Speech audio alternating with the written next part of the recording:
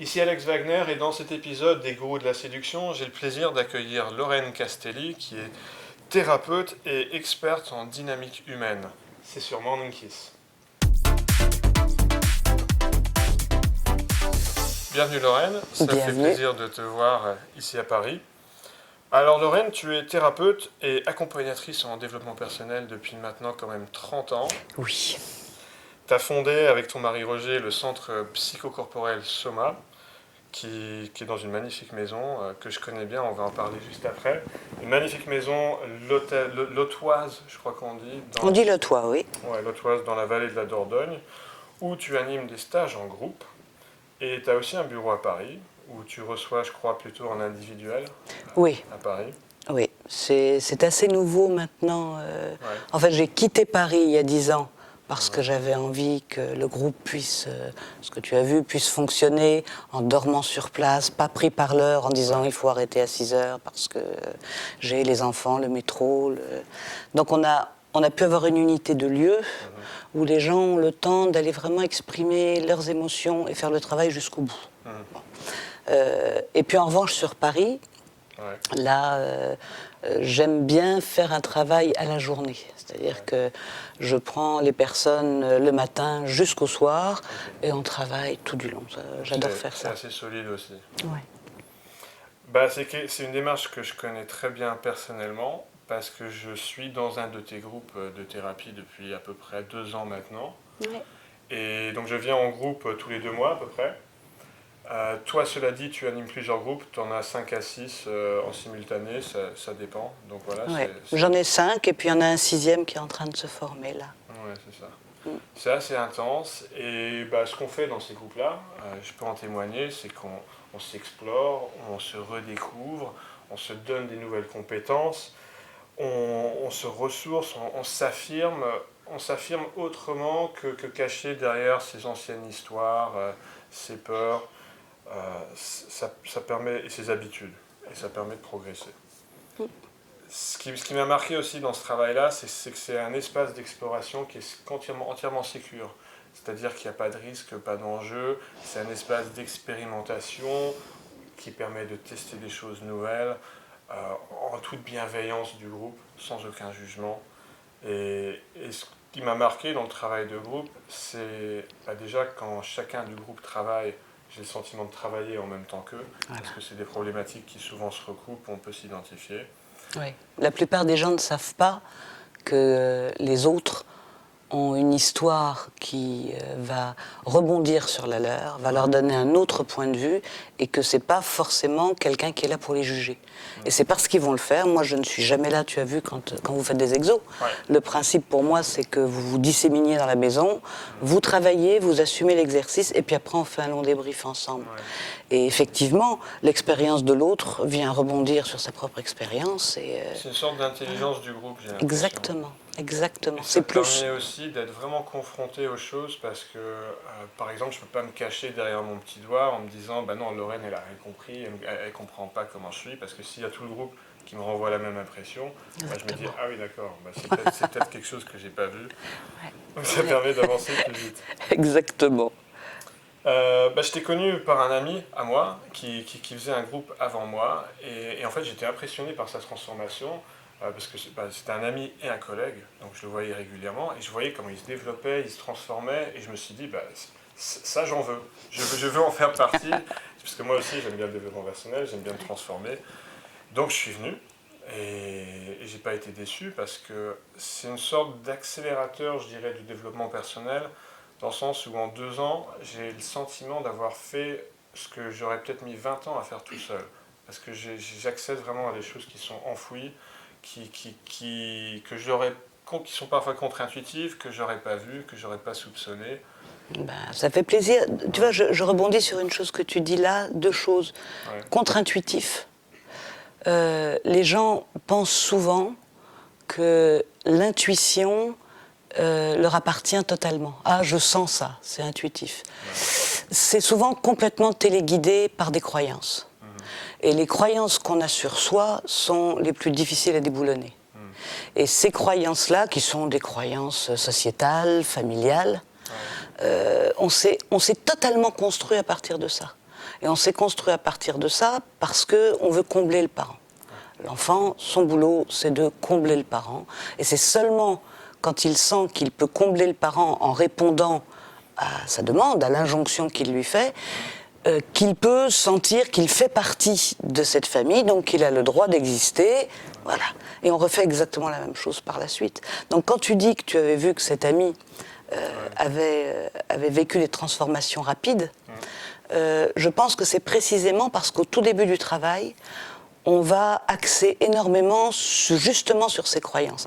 Si on bouge la croyance, si on bouge des croyances fondamentales, on va ouvrir tout un champ de possibles que le groupe va aller aider à explorer. C'est-à-dire que, tu l'as vu, vous travaillez par exemple par 3, c'est, voilà, quelle croyance tu as ? Ben, j'ai cette croyance-là. Ah bon, tu as cette croyance-là, toi. Les autres vont lui remontrer, pour qu'ils se rendent compte, ils vont incarner cette croyance que la personne a. Du coup, c'est une première distance qui se prend. Le jeu de rôle, pour moi, est fondamental.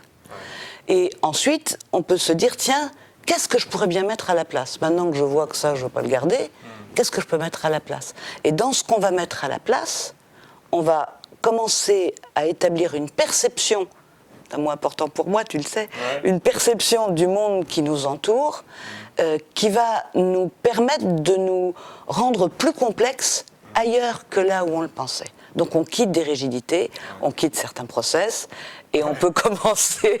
Lorraine rigole parce que je suis un peu le monsieur process du groupe, enfin sans vouloir me mettre une étiquette, parce que non, on va pas t'étiqueter, je suis moins qu'avant. Beaucoup moins, mais le process a beaucoup de bons aussi, on en a parlé souvent. Simplement, il y a des moments où ça peut freiner la perception de toute la richesse créative qu'offrent d'autres voies à explorer, parce que notre pensée ne peut agir que sur ce qu'on perçoit. Il y a pas de... Donc si on veut avoir une richesse nouvelle et un angle nouveau de pensée, et c'est souvent ce qu'on fait quand on vient me voir, c'est que le système qu'on avait jusque-là ne fonctionnait plus très très bien, ou en tous les cas, ça ne nous rendait pas plus intéressants à nos propres yeux. Voilà, parce que l'idée du bonheur, je suis un peu... Voilà, pour moi, ce qui compte, c'est d'être intéressant. Il y a des moments où on est triste, des moments où on est heureux, mais voilà. C'est quelque chose sur lequel je peux témoigner, parce que j'ai exploré ces choses. Par exemple, je le cite rapidement parce que certains qui regardent les vidéos ont déjà vu pas mal de vidéos de moi, donc commencent à me connaître sur certains points. J'ai par exemple exploré mon accès aux émotions, parce que c'est une difficulté que je trimballe depuis mon enfance. Et effectivement, sensoriellement, j'ai l'impression d'accéder à une palette de couleurs qui est plus vaste, comme si ma vie d'avant, elle était relativement noir et blanc par comparaison. Donc voilà, ça élargit la perception. Oui. Idem sur... j'ai souvent eu des opinions ou des comportements assez tranchés, assez extrêmes, et je suis en train d'explorer, d'accéder à une zone au milieu, qui serait entre deux positions tranchées, mettre le curseur au milieu. Oui.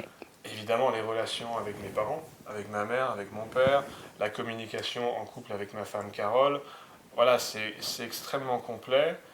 Et c'est marrant parce que souvent je vais en stage et je me dis mais c'est marrant, je vais bien, sur quoi je vais travailler, je ne sais pas, et j'ai l'impression de perdre mon temps à y aller. Et immanquablement, à chaque fois que je reviens du stage, j'ai l'impression d'avoir fait un énorme bond en avant, d'être sorti très loin de ma zone de confort, d'avoir fait un boulot qui m'aurait pris 2 ans et non pas 3 jours. Donc, c'est la perception. Encore une fois, c'est ce qui m'intéresse, c'est ce qui nous permet d'explorer de nouvelles voies afin de penser différemment. Or, cet état-là, on l'a quand on n'est plus en état d'urgence. Donc quand on va bien. On ne vient pas forcément à Puy-Mule parce qu'on va mal. On y va au début, souvent, parce qu'on dit « faut trouver une solution, il faut que je fasse quelque chose ». C'est le déclencheur. Mais après, j'espère, on y reste parce qu'on commence à aller mieux, parfois parce qu'on va bien, et que du coup, on est totalement disponible pour aller explorer autre chose. Et là, pour moi, le vrai travail commence. C'est vraiment là que ça démarre. En tout cas, ça me fait penser à un gros point commun entre ton travail et le mien. Alors, on a une façon de travailler qui est très différente, mais le point commun, du moins de ma perception en venant en stage, c'est de sortir loin de sa zone de confort, d'expérimenter des choses nouvelles, de revenir avec une sorte d'accélération dans la transformation, les retours que mes clients me font en atelier, ça recoupe ce que je ressens quand je viens en stage chez toi. Donc je dirais que c'est le terrain commun. Et c'est pour ça que je me suis dit, il faut absolument, Lorraine, qu'on se pose, qu'on ait une petite discussion, qu'on parle de séduction, de relations hommes-femmes, parce que c'est le topo de cette chaîne. Ouais. Alors, peut-être qu'on peut dire une chose par rapport à ce que tu disais juste avant. Ouais. Tu parlais de tes parents. Ouais. Et tu disais que tu sentais que travailler sur tes croyances venait chambouler, transformer, j'espère au mieux, le lien que tu avais à tes parents. Forcément, si on veut travailler sur son couple ou sur la relation homme-femme, on ne peut que analyser, comprendre la relation qu'on a à ses parents. C'est ce que je disais tout à l'heure. Dans la relation aux parents, l'enfant, première chose, ce qu'on voit souvent en stage, de 0 à l'adolescence, à 10, 12 ans, début de l'adolescence, parce que l'adolescence, ça dure jusqu'à 30 ans, donc voilà, jusqu'à 10, 12 ans. On appelle souvent l'adolescence. Voilà, l'adolescence, exactement. Pendant toute cette période-là, l'enfant, comme c'est pas un petit veau et que ça se met pas tout de suite sur ses 4 pattes, ça dépend totalement du parent pour se sentir bien et pour avancer. Il ne va pas se retourner, tu as une petite fille, tu vois bien qu'elle a besoin de toi tout le temps, que voilà. Donc, c'est là que toutes les injonctions, tout le regard des parents avec tu es comme si, tu es comme ça, tu dois faire ça, tu dois être ça, vont être le ferment, le liant de ce qu'on appelle la période d'attachement. Dans cette période-là, l'enfant est comme avec une petite clé USB qu'il flanque dans le parent, il enregistre tout. Pour être avec l'autre, être aimé, aimer l'autre, c'est faire comme ça. Point.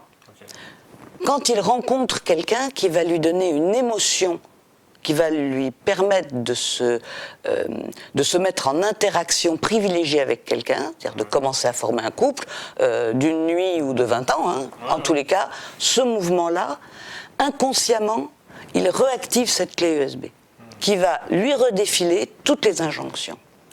Et la personne, à ce moment-là, va demander inconsciemment à la personne qui est en face de lui de rejouer tous les temps forts de la façon dont il s'est narcissisé, c'est-à-dire de la façon dont il se sent intelligent, en interaction, agréable. Et si ça ne marche pas, il va dire « mais il ne m'a pas vu l'autre, il ne se rend pas compte que j'existe ». Donc travailler sur le lien aux parents, se défaire de ce qui est obsolète, permet d'accueillir dans la relation quelqu'un de nouveau, quelqu'un auquel on n'aurait pas pensé autrement, ça permet d'oser, permet tout ça. Donc tu veux dire, si je comprends bien, que quand on se met en couple avec quelqu'un, que ce soit pour une nuit ou pour la vie, c'est pas forcément un choix aussi conscient et délibéré qu'on peut en avoir l'impression. Alors, c'est-à-dire il y a plein de choses qui se trament derrière. Exactement. Il y a, on arrive avec un background, je veux dire, on n'est pas notre histoire.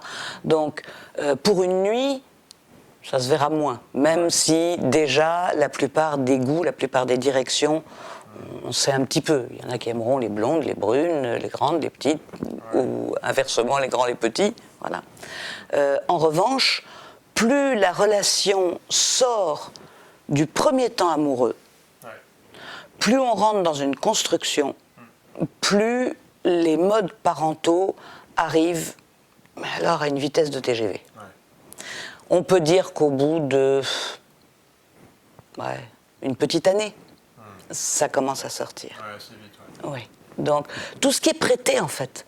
Tomber amoureux, c'est une émotion, on n'y peut rien, on la ressent. Alors, on peut travailler sur les vecteurs qui vont favoriser l'émotion. Voilà. Mais une fois qu'elle est là, elle est là. C'est tout. Ouais, donc c'est en dehors du sentiment amoureux qui est essentiellement une chimie interne dans le corps. Exactement. Une fois que cette chimie-là se calme, exactement. Là, il se joue autre chose. Quand cette chimie-là se calme, la plupart du temps, moi, ça fait 30 ans que je vois des couples venir ou des personnes venir me parler de leur couple avec « c'est plus ce que c'était ». Ah, mais la magie s'en va. Et maintenant, il m'énerve, il met sa brosse à dents comme si, les pantoufles qui traînent. Et alors, on n'est pas dans le glamour le plus complet, là. Voilà. Qu'est-ce qui se passe à ce moment-là ? Ce qui se passe, c'est que tout ce à quoi on avait besoin de croire, et c'est une phase extrêmement narcissique. Au début, on aime l'autre parce qu'on a besoin de s'aimer soi.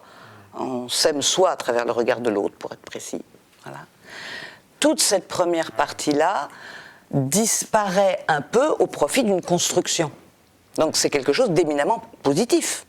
Sauf que si on n'a pas le sentiment qu'on a le droit de bousculer les certitudes du lien, du tout premier lien avec maman au début, voilà, à ce moment-là, on a juste un sentiment de perte. Ah, il ne me regarde plus comme avant. Ah, elle n'a plus les mêmes élans.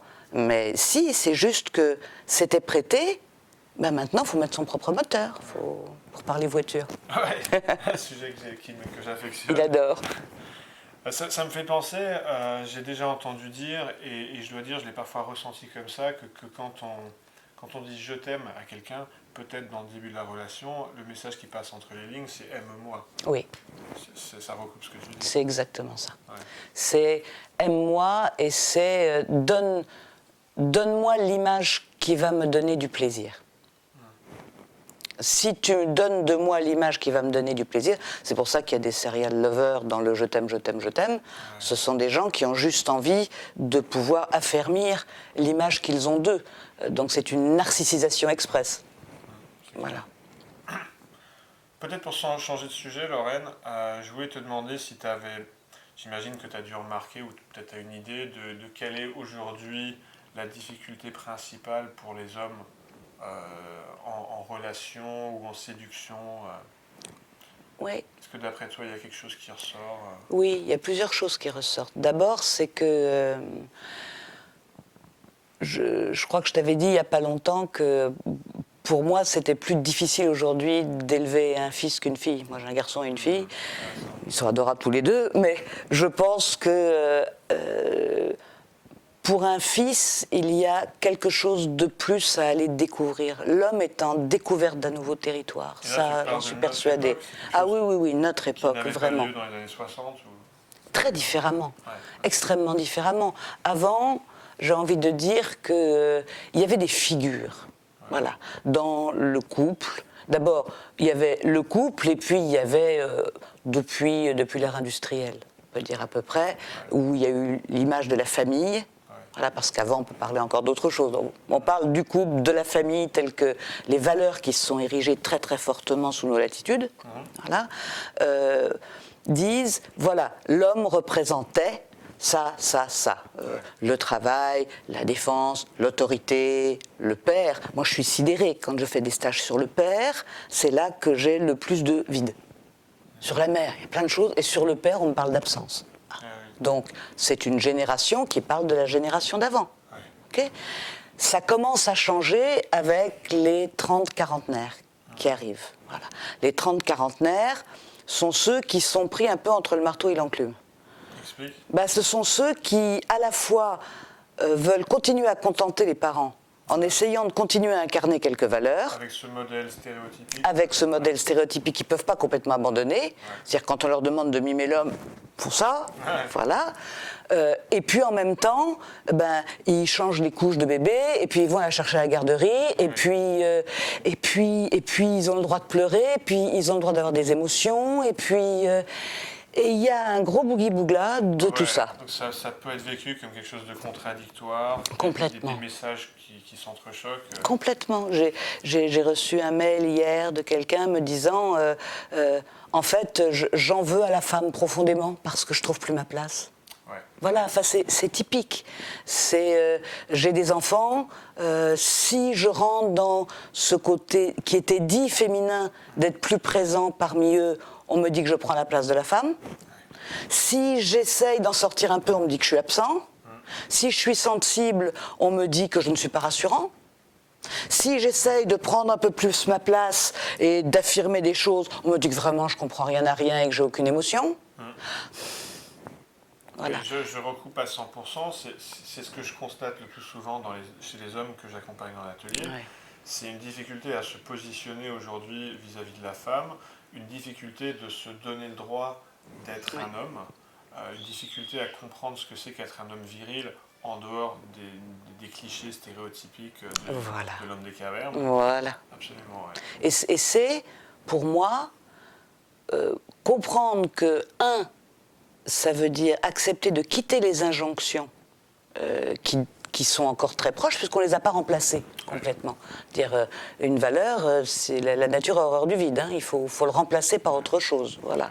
Donc, si on quitte cette idée de l'homme, homme des cavernes, viril, valeur, un peu absente, okay, et qu'on doive la remplacer, il faut avoir accepté d'intégrer que la femme, si on parle d'un homme, et je dirais l'homme si on parle d'une femme, donc cette autre part de nous-mêmes, puisse être aussi comprise en dehors de ses valeurs. C'est-à-dire qu'on ne peut pas être une femme et se situer dans sa féminité si on n'accepte pas que l'homme lui-même quitte les valeurs stéréotypées. On a refondé des différences, parce qu'on est des êtres profondément différents. Je pense qu'on est égaux et surtout profondément différents, et que ces différences fonctionnent ensemble, et que c'est parce qu'une femme, par exemple, aura envie d'être contenue par l'homme, aura envie qu'il prenne une place, j'ai envie de dire avec parfois un peu directive, ou parfois, voilà, que c'est parce qu'elle va le comprendre et qu'elle va accepter en elle ses parts déjà, parce qu'elle les voit, elle les sait, donc elle va dire bravo l'artiste, elle va le comprendre, elle va l'attendre. Sinon, elle va se buter en disant c'est qui ce macho ? Et ça n'a plus aucun intérêt. Donc, on ne peut parler de renouveau de ces valeurs que si déjà on les a comprises et intégrées dans les parts masculines et féminines qu'on a chacun en nous, qu'on soit un homme ou une femme, parce que si on ne les a pas intégrées, on rentre dans du il-faut ou dans de la caricature, et ça met tout le monde très mal à l'aise. 100% d'accord. À mon sens, la séduction, c'est quelque chose qui repose en dernière analyse sur la polarité homme-femme, c'est-à-dire les différences entre un homme et une femme. Et souvent, j'ai remarqué des débordements qui sont un peu malheureux, qui confondent égalité des sexes et identité des sexes. Et peut-être des débordements féministes.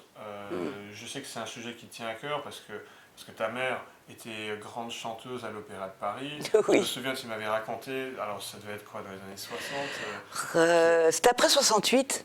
Ok. C'était même en 68, pas si vieux, c'était pile. Et pourtant, elle ne pouvait pas encaisser son chèque de paye sur un compte en banque, il fallait que ce soit l'homme qui mette Ah oui, tu fais allusion à ça. Non, je pensais à autre chose. Non, ça c'était avant, effectivement. Ça c'était avant où effectivement elle était à l'Opéra Garnier, elle gagnait très très bien sa vie. Et non, il lui fallait que ses chèques soient endossés par son mari. Ce qui évidemment est terrible. Et bien évidemment, heureusement que le féminisme a fait évoluer les rapports et qu'on est dans des rapports d'égalité. Et le débordement que je constate souvent, c'est tendre vers une croyance qui gomme les différences entre les hommes et les femmes. Ah ben c'est catastrophique. Ne serait-ce que parce que notre sexualité est faite sur la polarité. Sinon ça n'a pas grand intérêt. Et que parce qu'il y a ces différences, qu'on crée un mouvement. Le mouvement sexuel, le mouvement de la séduction. Par analogie, c'est un peu comme des aimants. Exactement. Du magnétisme. Exactement. Il ne peut pas y avoir de magnétisme si d'un seul coup, lorsque l'autre dit quelque chose, l'autre va dans une consensualité totale. Si on est trop consensuel, on perd une grande part de ce qui nous caractérise. Or, ce qui est intéressant dans le rapport homme-femme, dans le rapport de séduction, quel qu'il soit, c'est de trouver une polarité qui va mettre en mouvement l'autre. Parce que sinon, il n'y a pas de sexualité, il n'y a pas de désir. Il n'y a rien qui se passe. Et homme-homme ou femme-femme, c'est exactement la même chose. Parce que là, je dis homme-femme, mais ça englobe une polarité, je veux dire, de toutes les façons. Et peut-être pour l'illustrer de façon concrète, ce que je trouve marquant avec toi, Lorraine, c'est que toi, tu es bien placée pour en parler, et peut-être on peut parler de ton exemple, parce que tu es une femme qui... comment dire, une femme qui correspond à l'idée qu'on se fait d'une femme moderne qui accomplit des choses, qui a des avis tranchés, qui plus est, dans ton activité professionnelle avec ton mari Roger, c'est toi qui es mis en avant. Ouais. Roger, ton mari, est un petit peu en arrière-scène, donc quelque part c'est l'inverse de la dynamique qu'on avait il y a 50 ans. Et pour autant, moi qui connais ton mari Roger, c'est typiquement ce que j'appelle un homme viril. C'est le Québécois. Ouais, alors il est québécois aussi, mais mis à part sa nationalité, c'est un homme viril. Et je voulais savoir comment tu caractérises ça. Qu'est-ce qu'il y a en Roger qui fait qu'il est un homme viril, alors même que toi, tu es la femme moderne qui accomplit des choses, voilà. Parce que ce que j'ai dans la tête, ce que j'ai envie de faire... Parce que tu as une part qui est assez masculine. Ça m'appartient. On réfère au cliché. Ah, c'est vraiment un cliché. C'est-à-dire que faire quelque chose, développer un travail, n'a rien de viril. C'est la façon peut-être qui peut l'être. Une idée, c'est ni masculin ni féminin. C'est une idée. Mener une idée, c'est ni masculin ni féminin. Ce qui va... si j'étais quelqu'un qui voulait, prendre une attitude masculine pour annoncer les choses, tu vois, je caricature en faisant... je suis un peu italienne, il faut dire. pour exprimer tout ça, j'aurais une idée et j'aurais une injonction virile. Ouais. Voilà. J'ai un mari qui effectivement est plutôt très viril, mais il est viril parce qu'il me contient. Et me contenir, c'est me permettre, moi, de me sentir extrêmement femme sous son regard. Et me sentir extrêmement femme sous son regard ne veut pas dire que j'ai 2 neurones qui se touchent à peine. Voilà. On peut être très féminine et pas complètement idiote. On peut être très masculin et extrêmement sensible. C'est-à-dire, tout ça, c'est comment on contient l'autre. Moi, ce que j'aime, c'est sous le regard d'un homme, de mon mari en l'occurrence, mais au-delà, c'est sentir que on voit dans ma différence cette part féminine qui va teinter mes idées, ce qui ne veut pas dire que mes idées soient masculines ou féminines. Ouais. Voilà. Et ça, pour moi, c'est quelque chose de très important. C'est... voilà. Very good. Interesting. On va changer de sujet à nouveau. Je voulais ton avis sur... alors, c'est un principe assez connu en psychologie qui s'appelle la loi de Mehrabian, on s'y réfère aussi sous le nom du principe 58-35-7, c'est-à-dire que l'impression qu'on fait sur quelqu'un qui ne nous connaît pas est conditionnée à 58% par sa gestuelle, et la gestuelle, ça englobe aussi la posture, le regard, 38% par le paraverbal, c'est-à-dire la tonalité, le rythme de la voix, la faculté de mettre des pauses, et seulement 7% par le verbal, c'est-à-dire les mots qu'on va utiliser. Oui. Et il y a souvent débat autour de cette loi de Mehrabian. C'est assez ancien maintenant. Moi, en tout cas, de mon expérience et ce que j'ai constaté en atelier, c'est tout à fait vrai. Et si je te donne un exemple, j'ai souvent des personnes qui me posent des questions sur YouTube, par exemple, qui veulent savoir quoi dire. Quoi dire à une femme quand on va aller l'aborder. Et alors, bon, je réponds à leurs questions. Je leur donne une phrase à dire. Seulement, c'est pas la phrase qui est magique, si ce n'est que la croyance même de la personne. Si la personne croit avoir une phrase magique, ça peut être une prophétie autoréalisatrice, voilà. Parce que du coup, cette personne va se donner le droit d'avoir un comportement très confiant, parce qu'il va se dire « Ah ben j'ai la phrase d'Alex Wagner, j'ai la phrase magique ». Or, en réalité, les phrases elles ne sont pas du tout magiques. Et d'ailleurs, j'ai déjà montré dans une vidéo, j'aborde une femme en lui disant « Salut, moi je suis salut, t'es petits pois ou chou-fleur ?» Parce que moi je suis haricot personnellement. Donc voilà, un truc qui veut rien dire, mais si c'est dit avec le bon paraverbal et le bon non-verbal, ça passe comme une lettre à la poste. Et je voulais savoir ce que tu pensais de ce sujet-là. Moi, je suis 1000 fois d'accord avec toi. Ouais. Tu avais vu à un moment donné dans les stages, il y a un exercice que j'aime beaucoup faire quand les gens ne se connaissent pas encore. C'est simplement de dire, voilà, vous vous approchez et l'autre va dire ce qu'il ressent. C'était fou, ça. Qu'est-ce qu'il voit de la personne qui s'approche ? Voilà, sa façon d'avancer d'abord, c'est-à-dire tous les micro-signes qui peuvent venir et qu'on interprète. On avait un bandeau, donc on ne pouvait pas voir. Voilà, il y avait les deux exercices. Il y en a un avec un bandeau où vous ressentez simplement ce qui se passe, la personne, et il y en a un où il n'y a pas le bandeau et où on voit la personne qu'on ne connaît pas et qui ne parle pas, simplement dans son attitude, dans sa manière de se tenir, dans qu'est-ce qu'on en décode. Même le poids de ses pas quand la personne s'approche de nous, même avant que la personne nous touche, j'étais assez choqué de voir à quel point ça jouait. Mais ça joue parce que, avant d'avoir le langage, on a déjà tout appris de la survie quand on est bébé, quand on est tout petit. Le langage qui vient organiser tout ça arrive par-dessus. Ouais. Par-dessus toutes les façons de capter en survie, parce qu'on est quand même en survie, ça date de l'époque des cavernes, toute notre façon de percevoir le monde autour de nous et très très très très vite de l'étiqueter en agréable, désagréable, dangereux, pas dangereux, voilà. Donc en fait, quelqu'un qui va avoir un côté beaucoup plus fort, beaucoup plus tranché, ne va pas donner la même impression que quelqu'un qui va être plus rond, plus enrobant, et ça, c'est la gestuelle, c'est la façon ensuite dans la voix de mélodier ou de pas mélodier, voilà, ça dit énormément de choses. C'est clair. Donc les mots, on peut dire des choses qui ne sont la plupart du temps absolument pas entendues quand tous les microsignes sont poussés à fond. Ouais. On peut dire des choses incroyables que la personne lirait, si elle le lisait, elle se dirait mais ça va pas, non, je pense pas ça du tout, alors qu'elles vont, voilà, comme dans le livre de la jungle, c'est oui, elles vont dire oui, bien sûr. Il y a une fascination dans la séduction qui est quelque chose qu'il faut garder en tête parce que dans la séduction même, il y a un désir d'être fasciné. L'idée de la séduction est quelque chose d'une danse de fascination au départ. Puis après, on en fait autre chose. Mais donc, c'est les microsignes.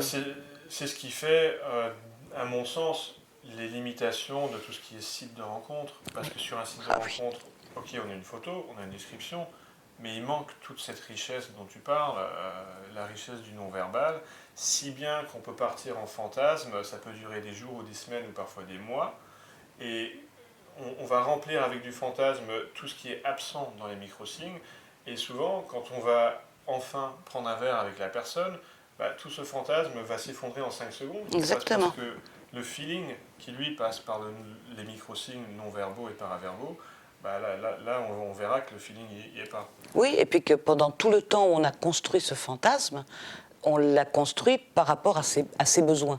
On n'a pas ouvert sur l'enrichissement, donc la part de l'autre, qui du coup nous fait passer de notre fantasmatique à un fantasme commun, ce qui est quand même nettement plus agréable. Ouais, c'est clair. Next sujet. Parlons des différences entre les modes d'attraction masculin et féminin. Alors je m'explique. Explique-toi. Je m'explique, c'est que j'ai constaté de mon expérience d'homme que mon envie, et j'ai souvent entendu ça chez d'autres hommes, mon envie viscérale pour une femme peut arriver très vite. Un peu comme un interrupteur d'une lampe qu'on allumerait, c'est-à-dire je vais voir la femme de l'autre côté de la pièce, et en même peut-être moins d'une seconde, je vais savoir si je coucherai avec elle ou pas. Alors il peut y avoir des exceptions, j'ai déjà vécu des exceptions, mais globalement ça va assez vite. J'ai remarqué que les hommes ont tendance à être assez visuels, et les femmes n'ont pas l'air de fonctionner exactement comme ça, et c'est terriblement confus pour les hommes, parce que nous les hommes, on est dans notre cerveau d'homme, on s'imagine que les femmes fonctionnent pareil, or j'ai l'impression, tu vas me donner ton avis, qu'une femme fonctionne un peu plus comme un variateur, qui va augmenter progressivement la température thermostatique. Et qu'est-ce que tu en penses? Comment ça marche? Je pense qu'on a, en tant que femme, vois-tu, je pense qu'on a l'avantage d'avoir les deux. On a l'interrupteur et le variateur d'intensité. C'est-à-dire qu'il y a beaucoup de femmes qui vont cliquer tout de suite et se dire, voilà, hop, celui-là, oui. Et qui ensuite vont moduler ça en fonction de tout ce qu'elles vont percevoir, en général assez rapidement, quand même, de tous les microsignes dont on parlait tout à l'heure. Elles sont beaucoup, beaucoup plus axées microsignes que l'homme. Le champ va être beaucoup plus ouvert comme ça, sur des façons de parler, des façons de bouger, tel mot, tel... Quand tu demandes à des femmes de décrire ce qui leur a plu chez un homme, ça peut être cette façon qu'il a eu de se gratter le cou. Enfin, elles vont être vraiment... Mais souvent, les femmes vont utiliser le mot charme. Oui. C'est genre, lui, il n'est pas très beau, mais il a du charme. Voilà, parce qu'elles s'en foutent un peu qu'il soit très beau, souvent. S'en foutent un peu. Même celles qui fonctionnent avec Ah, mais même celles qui fonctionnent par interrupteur. Ouais. C'est ceux qui se dégagent, yes, ça je prends. Voilà. Et puis, il y a aussi des choses tacites quand même dans la séduction. C'est un homme rentre dans un bar, il y a une femme qui va être assise sur un tabouret. Mine de rien, elle l'aura vu et il y aura déjà eu un premier regard, une première chose qui va faire qu'il va pouvoir arriver tranquille. Et qui sait qu'il ne va pas se prendre une veste. Bah, Pas trop. Ça, c'est dans le meilleur des cas. Et, Ah oui, et oui, j'aimerais bien que les femmes fassent plus souvent cette sorte d'invitation à aborder. C'est pas une invitation. C'est, je pense que la femme, malgré tout, essaye de. Je dis pas qu'elle y arrive. Voilà. Elle peut ne pas l'avoir vue aussi. Ça, c'est autre chose. Oui. Tout simplement, elle peut ne pas l'avoir vue parce qu'il y a du monde. Voilà. Ouais. Donc, après, il faut que l'homme puisse aller aborder. Ça, c'est une deuxième chose. Mais souvent, voilà, la femme va regarder, va voir un homme qui va lui plaire, elle va regarder, puis elle va faire autre chose. Puis elle va attendre qu'il vienne. Alors après, s'il ne vient pas, voilà. Mais il va y avoir ce premier regard qui se veut innocent et j'ai rien vu, mais qui est une façon de dire viens, tu te prends pas de veste. C'est-à-dire que de nouveau, elle va fonctionner comme ça, par micro-signes et pas comme ça. Après, pas toutes. Tu as des femmes qui sont très directes, très. Oui, mais j'allais rebondir. Voilà, il y en a sens, plein, parce que heureusement. Peut-être que certaines féministes vont bondir et vont Bien dire, sûr. ah, mais pourquoi Bien sûr. C'est quoi ces schémas des années 50? Bien sûr. C'est juste à l'homme d'aborder. Bah, au Québec, c'est l'inverse. Hein. Ben, j'allais dire aux USA aussi. Voilà. J'ai vécu une année à Los Angeles. Complètement l'inverse. C'est carrément l'inverse. Ah bah, Valentin, notre fils, revient de là-bas et il disait que c'était, voilà, que... Il a trouvé ça sympa ou est-ce qu'il avait l'impression que les femmes... Ah, il a pas aimé du tout. Ah, intéressant. Ouais. Ah, non, je pense qu'il n'a pas aimé du tout. Moi, j'avais bien aimé quand j'étais à Los Angeles. Alors, à l'époque, je ne savais rien des relations hommes-femmes et de la séduction, donc ça m'arrangeait bien que les femmes viennent m'aborder, parce que j'étais incapable d'y aller moi. Ouais. Il suffisait que je me plante dans un bar au milieu et que j'attende. Et ça, en France, ça ne marche pas. Non. Enfin, ça fait quand même 22 ans que je vis à Paris.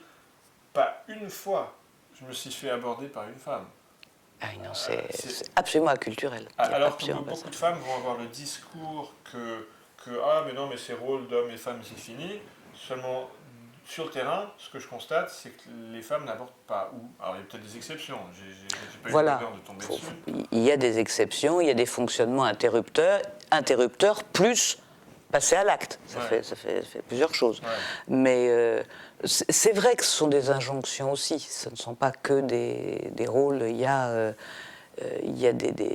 ce que l'on a le droit de faire, ce que l'on n'a pas encore le droit de faire, ce qu'on va refuser de faire parce qu'on pense qu'on n'a pas le droit de le faire, ou inversement. Tu vois, c'est-à-dire que je pense que les femmes aujourd'hui sont, de ce que moi j'en vois, les trentenaires aujourd'hui, 30-40, sont extrêmement différentes, peuvent être, pas toujours faciles, pour les hommes 20-30 plutôt, qui peuvent les trouver parfois un peu fraîches même, un peu... voilà, ça c'est... De beaucoup de jeunes que j'ai vus qui papotent, j'en vois pas mal comme tu sais, c'était intéressant d'avoir ce message qui revenait souvent, quand même. Et le problème, tu disais tout à l'heure à Montréal, est-ce que tu as l'impression que ça retire le pantalon ou pas? Non, si ça peut être aussi si ça peut être réciproque, si c'est doux, si c'est fluide. Le problème, c'est quand c'est une attitude. Quand c'est moi je suis une nana libérée et qu'est-ce que tu as à dire? C'est juste casse-pied. Si c'est avoir le droit d'aborder quelqu'un parce qu'on a juste envie et s'il y a du désir, mais c'est magnifique. Ouais, absolument. En tout cas, c'est quelque chose que j'enseigne aux hommes dans mes ateliers, mes formations vidéo, c'est comment prendre des initiatives, comment faire avancer la relation. Parce qu'effectivement, même si ce n'est pas interdit que la femme le fasse, si jamais elle ne le fait pas, et ben, comme ça au moins ils sont équipés pour prendre eux-mêmes des initiatives. Exactement. Les initiatives, ce n'est pas qu'au début, lors du premier contact, c'est dans tout le déroulement de cette danse de la séduction. Et puis il y a peu de risques. C'est-à-dire que oser, on risque surtout qu'il y ait quelque chose de sympa qui se passe. Ouais. Voilà, c'est tout ce qu'on risque. Ouais. À part que l'autre dise oh ben non, ça ne m'intéresse pas, bon bah ça ne l'intéresse pas, c'est pas très grave. Ouais. Après, c'est comment le faire. Et ça, c'est ton art, Alex. Mais c'est pouvoir permettre, montrer qu'on peut aborder une femme sans être bourrin. Ouais. On peut aborder une femme en étant drôle, on a le droit de provoquer, la rencontre. Parce que si personne ne le fait, Mais oui. Et la grande surprise de beaucoup des élèves que j'accompagne, c'est que c'est une démarche qui est très souvent bien perçue. Alors qu'ils avaient l'impression qu'ils allaient la déranger, l'interrompre, qu'ils n'avaient pas le droit de faire ça, ça se fait pas. Mais en fait, c'est très bien perçu. ouais. Je crois que c'est mal perçu quand c'est vécu comme une insertion dans ce que la femme est en train de vivre, qui est une prise de pouvoir. Oui. Voilà. Et qui peut être même dégradante pour la femme. Alors là, ça va être très très mal vécu, évidemment. Mais le côté soudain, autrefois il y avait une pub qui s'appelait soudain un inconnu vous offre des fleurs. C'était une pub pour juste Impulse, je crois, je sais pas quel parfum. La femme des années 80. Oui, oui, exactement ça. Et elle était très jolie cette pub parce que c'est dans ce quotidien, il y a la séduction et il y a un homme qui ose. Moi, j'aimerais bien aussi qu'on puisse voir une femme qui ose. Ouais. Bon, mais je suis ravie qu'il y ait des hommes qui osent. Je ne réclame pas. C'est moi aussi j'ai droit parce que je suis différente, qu'on le fera autrement et que tant que ça se passe, c'est malheureusement, l'essentiel. c'est assez rare. Oui, je suis bien d'accord. Alors, on a fait, pendant qu'on parlait, quelques généralisations. Enfin, moi, en tout cas, j'en ai fait.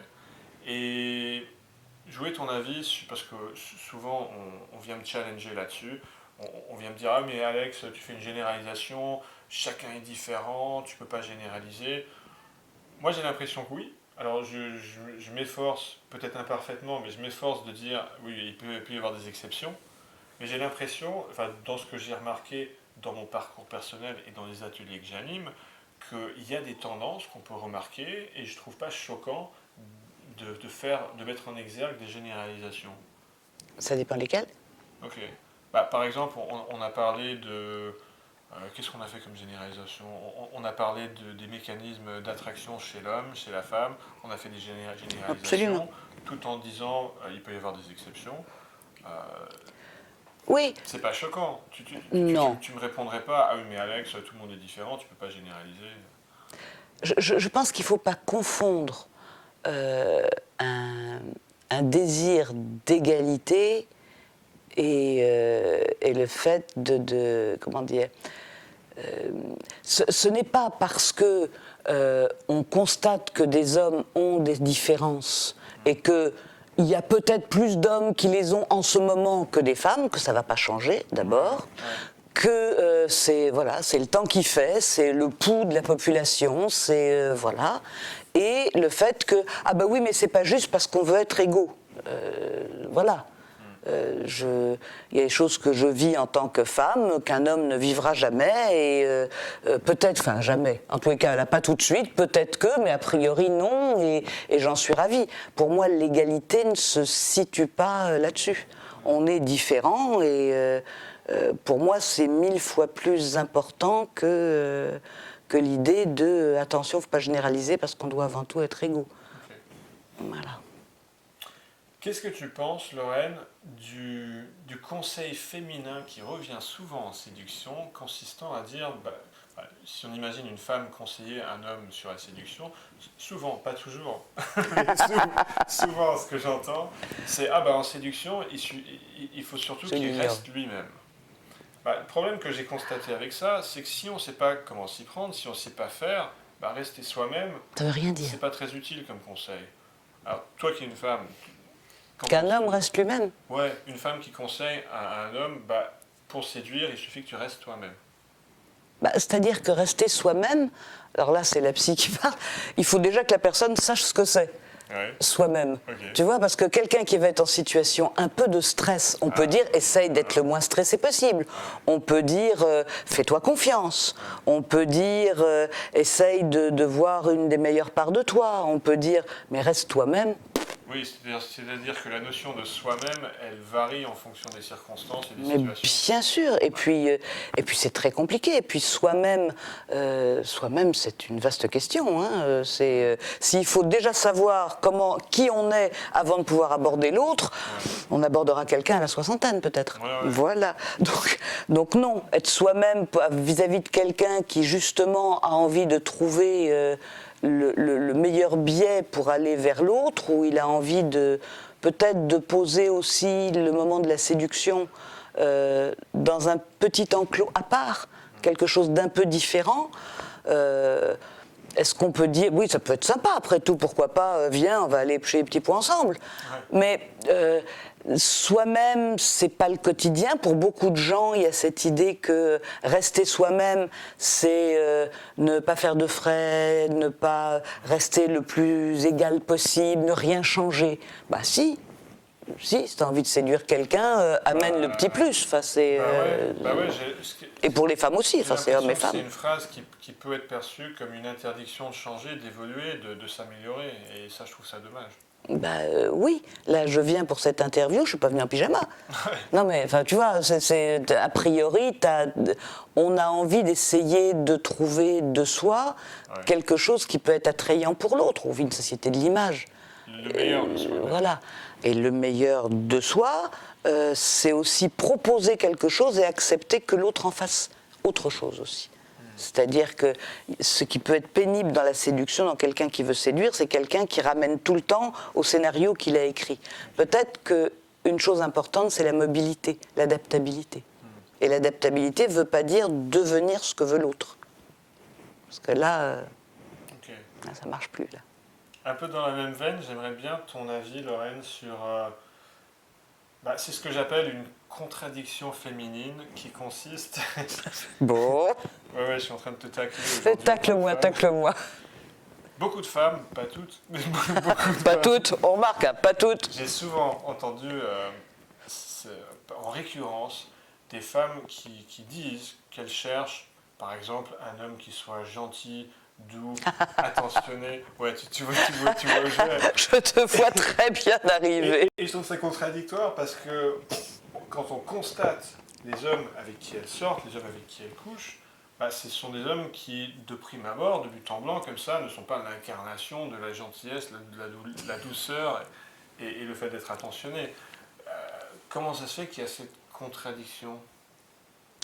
Parce que, d'abord, toutes les femmes n'ont pas envie de coucher avec des mufles, soyons clairs, mais je pense que beaucoup de femmes, on ne va pas généraliser, parce que ça je l'entends énormément aussi en thérapie de couple, des hommes qui vont dire mais je ne comprends pas, je fais vraiment tout.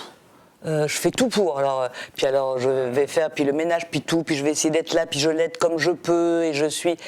Et oui, le problème, c'est que c'est très gentil. On a tous très besoin en séduction qu'il y ait une part de l'autre qui nous échappe. Ce qui fait que ça peut réveiller le désir d'aller chercher le pot de confiture qui est planqué tout en haut de l'étagère et qu'on n'a pas vu et on ne sait pas ce qu'il y a dedans. C'est-à-dire qu'on ait envie de l'autre, mais pas forcément besoin de l'autre. Voilà. Et surtout, faire la différence entre aimer et avoir besoin. On a parfaitement le droit d'avoir besoin. Si on a besoin, c'est comme ça, il faut se le nommer. Mais aimer, voilà, moi je sais que quand j'ai rencontré mon mari, j'étais très malade et que je pouvais lui dire, là j'ai besoin. Je ne voudrais pas que ça nous empêche de nous aimer. Qu'on soyons clairs sur les deux choses. Et une fois qu'on fait le distinguo, voilà, ça se passe plutôt bien. Maintenant, il ne faut pas confondre la gentillesse qui est une ouverture d'esprit à l'autre, une attention ciblée vers l'autre, qui ne se dépossède pas soi de son identité, avec ce côté consensuel qui veut absolument combler l'autre comme on comblerait le parent. Parce qu'en faisant ça, l'autre devient la maman, c'est la bonne mère qu'on veut combler, et après, on s'étonne que ça ne fonctionne pas. Non, ça ne peut pas fonctionner. On est dans le couple, il faut qu'il y ait cette petite part de réserve, dans laquelle la fantasmatique peut se loger, dans laquelle tout est possible et dans laquelle surtout l'aventure peut continuer. Parce que quelqu'un de trop gentil, tel qu'on l'a nommé, c'est-à-dire trop consensuel et trop comblant, retire toute part d'aventure, et je crois qu'à ce moment-là, il y a très peu d'outils pour que le couple se renouvelle. Parce qu'un couple, quand ça veut durer longtemps, il faut que ça se renouvelle régulièrement. Si ça ne se renouvelle pas, à mon avis, on s'appelle papa-maman au bout d'un moment. Ouais, et quelque chose que je rajouterais là-dessus, c'est qu'être attentionné, ça ne veut pas dire pour autant de mettre la personne, de mettre la femme au centre de sa vie, au prix de ne pas avoir de vie autour. Surtout pas. C'est-à-dire que je préconise d'avoir une vie en dehors de la femme qu'on cherche à conquérir. Pour moi, je suis d'accord avec toi, je mettrais juste un bémol qui est la définition de qu'est-ce que c'est avoir une vie en dehors d'eux. Je crois que de toutes les façons, on est deux êtres séparés, différents. Donc on a une vie, ne serait-ce que parce qu'on a une vie psychique, ne serait-ce que parce que quelqu'un qui a cette autonomie-là, je pense à Miguel Estrella, qui est un pianiste magnifique, qui a été enfermé dans des prisons en Amérique du Sud pendant très longtemps, et qui disait que tous les jours, il jouait du piano dans sa tête, et tous les jours, il composait, et que personne ne pouvait lui retirer ça. Voilà. Donc pour moi, c'est affermir cette capacité avec l'autre à rester axé. Après, on peut avoir une vie où on fait tout avec l'autre, ensemble, si on est axé. Sinon, on est bouffé. Et il y a des gens qui vont se voir 10 minutes tous les 36 du mois et qui seront complètement fusionnels parce qu'ils attendront tout le temps l'approbation de l'autre. Et là, ça ne peut pas marcher. Ouais, donc c'est pas tellement dans les actes que ça se matérialise. Ça peut. C'est dans le contexte mental, exactement. Le cadre de référence. Exactement. Ouais. Quand on est en couple, on a toujours besoin, je reprends ce mot auquel je tiens beaucoup, qui est contenir l'autre. On a toujours besoin de sentir que l'autre ne se laissera pas envahir, parce que c'est l'enfant qui envahit le parent. Et qu'en contenant l'autre, on lui dit « je ne suis pas ton parent, je n'ai pas un amour inconditionnel pour toi ». Donc on a de la place, parce que ce n'est pas inconditionnel, on a de la place pour recréer le couple qu'on a envie d'être. Et ça, c'est une création à deux. Sympa. Yes. Ce que je te propose, Lorraine, c'est sur ces belles paroles, on va conclure l'interview et du coup, j'aimerais bien t'inviter à dire aux spectateurs comment ils peuvent entrer en relation avec toi s'ils veulent en savoir plus. Qu'est-ce que tu proposes comme stage ? Raconte-moi. Alors, ce que tu sais déjà, c'est que moi, je fais des stages sur du long terme. C'est-à-dire que Soma s'est créé au départ pour que un groupe de personnes puisse travailler ensemble tous les 2 mois et traverser toutes les étapes qui ont fait que notre perception s'est ouverte à toute acuité. Voilà, donc au début, on va travailler sur les dictatures internes, comment on est dictateur sur soi, comment on l'est sur l'autre. On va travailler sur des jeux de rôle. Après, on va travailler sur les parents, sur la mère. Et dans ce psychocorporel, il y a tout le tube digestif, il y a tout le lien à l'oralité, en fait, le lien au toucher, le lien à la dynamique vitale, comment est-ce qu'on ose, comment est-ce qu'on n'ose pas, ce que moi j'appelle la facture parentale. C'est-à-dire ce qu'on veut faire payer aux conjoints que les parents ne nous ont pas donné, en fait, de factures qu'on se fait passer. Donc, on va traverser des grands modules comme ça, dans le temps, et ça, ce sont des groupes qui se constituent au départ et qui restent toujours ensemble, même si parfois, tu l'as vu, ils se mêlent à d'autres groupes pour aller découvrir d'autres choses, pour avoir d'autres interactions, un autre point de vue. Donc j'ouvre de nouveaux groupes à peu près tous les ans et demi, tous les 2 ans. Donc là, je suis en train d'en ouvrir un. Il n'est pas encore complet, il est presque complet, il n'est pas encore complet. Il manque quelques hommes d'ailleurs. Voilà, ça tombe bien. Voilà. Comment on te contacte ? On me contacte sur...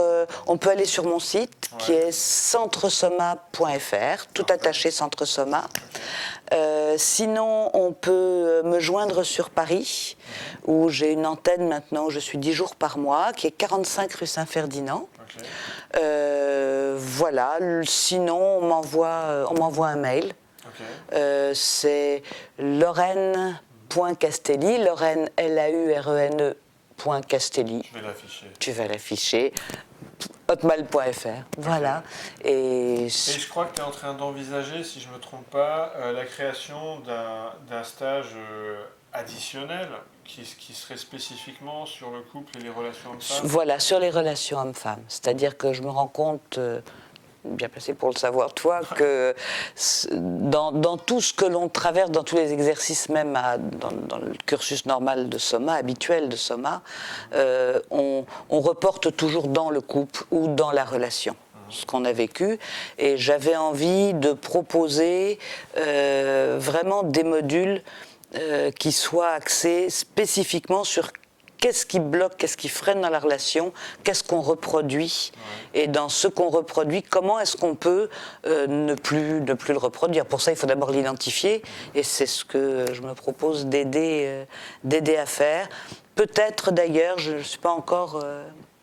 peut-être au sein de stages mixtes et de stages exclusivement masculins, parce que c'est encore une autre dynamique. Et ça, ce serait une démarche suivie dans le temps, c'est pas un one-shot. Non, c'est pas un one-shot. Je n'aime pas les one-shots, comme tu le sais, parce que quand il y a un one-shot, d'un seul coup, on va dégoupiller quelque chose de très fort, et ensuite la personne, elle se retrouve toute seule avec ses questions. Voilà. Moi, j'aime bien qu'on aille au bout. Ce sont des stages qui sont en 2, en 3 ou en 4 fois. Après, s'il peut y avoir autre chose, les gens ont d'autres solutions pour travailler avec moi. Mais voilà, c'est au moins un travail sur à peu près 8 mois, voilà. Ok, et ça, c'est pas encore décidé. Ça va dépendre de ton planning. Ça va dépendre de mon planning, donc les dates ne sont pas encore fixées. Je pensais pouvoir faire ça. Le principe est fixé. Ah, okay. Pour moi, on était printemps-été. On te contacte via centresoma.fr. Exactement. Exactement. Voilà. Et c'est... oui. Et les journées thérapeutiques, je crois, tu fais aussi ? Oui, c'est-à-dire que j'ai fait le choix il y a quelques années de ne plus voir les personnes seulement aux 3 quarts d'heure. Parce que je trouvais qu'on n'avait pas le temps de mettre, je fais de la psy intégrative, c'est-à-dire qu'on va travailler sur diverses techniques. Il y a des gens qui ont besoin de techniques plus longues, ils ont besoin qu'on travaille sur un plus long temps. Et je remarque que j'ai de bien meilleurs résultats lorsqu'on fait un travail sur une journée entière. Ouais. Et voire sur 2 journées. Donc des journées entières, souvent je les fais sur Paris, et où on peut travailler dans le Lot, dans la maison que tu connais, à côté d'un beau feu de cheminée, avec une bonne nourriture, faite par mon mari d'ailleurs. Ouais, c'est vrai qu'on y mange pas bien. Ah ben, j'espère. Ça gâche rien. Ça gâche rien. Où là on travaille sur 2 jours. Et quand on passe 2 journées où on dort sur place, où on déjeune et dîne sur place, on est vraiment au centre de sa problématique et on peut faire avancer les pions d'une façon intéressante et directement applicable, je crois.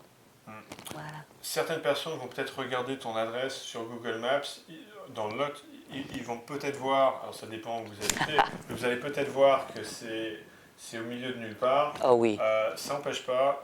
Moi, j'ai 6 heures de route pour venir en stage. Ça vaut le coup. Ce n'est pas une question à se poser. Voilà, juste pour rassurer les spectateurs sur ce point-là. Merci.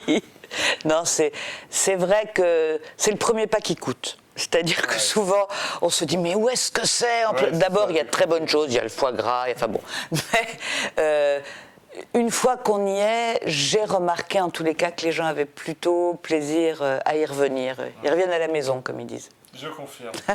Merci Lorraine, c'était vachement sympa de discuter avec toi, comme d'habitude. Merci à toi Alex, ça m'a bien fait plaisir aussi. Si vous avez aimé cette interview, n'hésitez pas, vous êtes libre de vous abonner parce qu'il y aura d'autres interviews d'experts en séduction. Vous pouvez cliquer sur aimer, vous pouvez cliquer sur pas aimer si vous n'avez pas aimé. Il y a une zone de discussion en dessous, la zone des commentaires, donc la discussion continue après cette interview. Et donc je vous retrouve bientôt pour d'autres vidéos. Au revoir.